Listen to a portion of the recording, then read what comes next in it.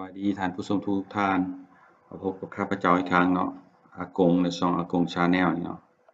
มื้อนี้ข้าพเจ้าจะมานำเสนอเกี่ยวกับการตั้งกระเป๋าบิตคอยน์เนาะพวกที่เป็นตระกูลคริปโตเคอเรนซีนี่เนาะโดยจะใช้เว็บไซต์ชื่อว่า bx.in.th นี่เนาะตามนี้เนาะว่าแล้วก็มาเริ่มกันเลยเนาะเข้ามาเราก็มาตีที่อยู่ตามที่อยู่นี่เลยตามที่อยู่ address ของเว็บไซต์นี้แล้วก็เลื่อนมาที่กด register นี่เนาะแล้วก็มาใส่ username when username ใส่ชื่อเขาเนาะชื่อแท้นามสกุลแท้เนาะว่าเป็นหยังจึงใส่ชื่อแท้นามสกุลเพราะว่าเขาต้องได้ยืนยันตัวตนอีกครั้งหนึ่งเพื่อจะใช้ได้เนาะคันเราบ่ได้ยืนยันตัวตนมันจะบ่ให้เราทำธุรกรรมได้นะ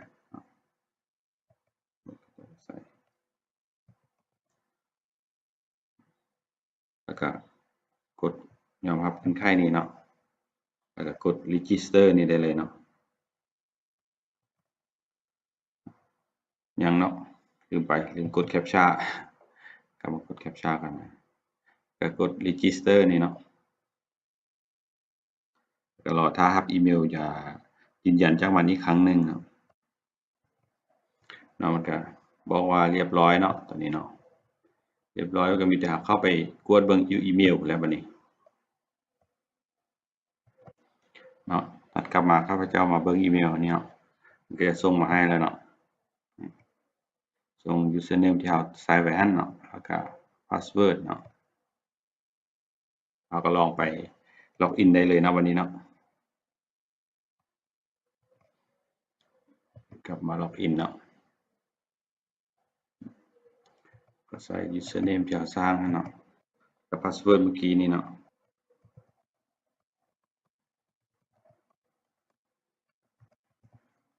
ใส่ไปแล้วก็กด sign in นี่ได้เลยเนาะพอ sign in เข้ามาแล้วเนาะแรกเข้ามาแล้วมันจะให้เขาเปลี่ยน password บ่แม่น username เนาะเปลี่ยนแต่ password เนาะเขาก็ใส่เนาะ password ที่เราจะตั้งเองเนาะบ่แม่นบินมันให้มาทางอีเมลมันเพื่อจะเข้าทางทำอิฐเนาะ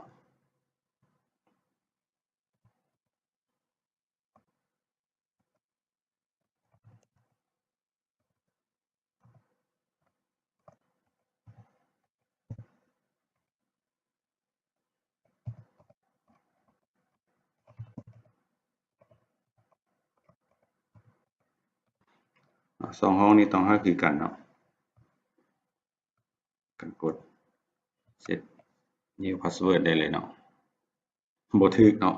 ลองอีกทีนึงเนาะ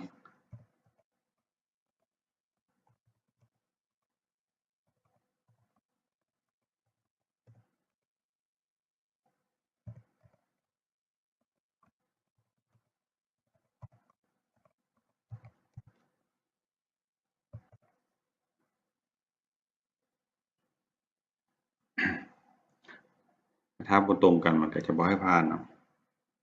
นี่เนาะเข้ามาแล้วเนาะบัดนี้เราต้องมาเลือกตัวที่เป็นตัวแทนของเราเป็น mascot อะเนาะข้าพเจ้าเลือกตัวอันนี้ซะก็เลื่อนลงมาตัวแนวนี่เลื่อนลงมากดI understand I will never type in my นี่เนาะ animal name นี่เนาะกด save ก็จะเข้ามานี่ยืนยันอีกครั้งหนึ่งนี่เนาะหน้าตามันก็จะเป็นแบบนี้มันจะบอกว่า user เรายังบ่ทันได้ verify เทื่อเนาะตอนเรายังเฮ็ดยังบ่ได้เทื่อ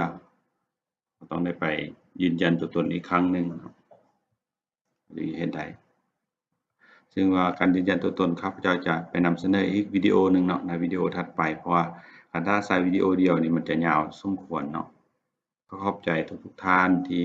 ติดตามรับชมแล้วก็กด Subscribe เนาะกดแจ้งเตือนเนาะเวลาข้าพเจ้าอัปโหลดวิดีโอใหม่ๆก็จะได้รู้ได้เห็นก่อนเนาะได้เห็นหมู่ก่อนหมู่ว่าซั่นซะขอบใจอีกครั้งหนึ่ง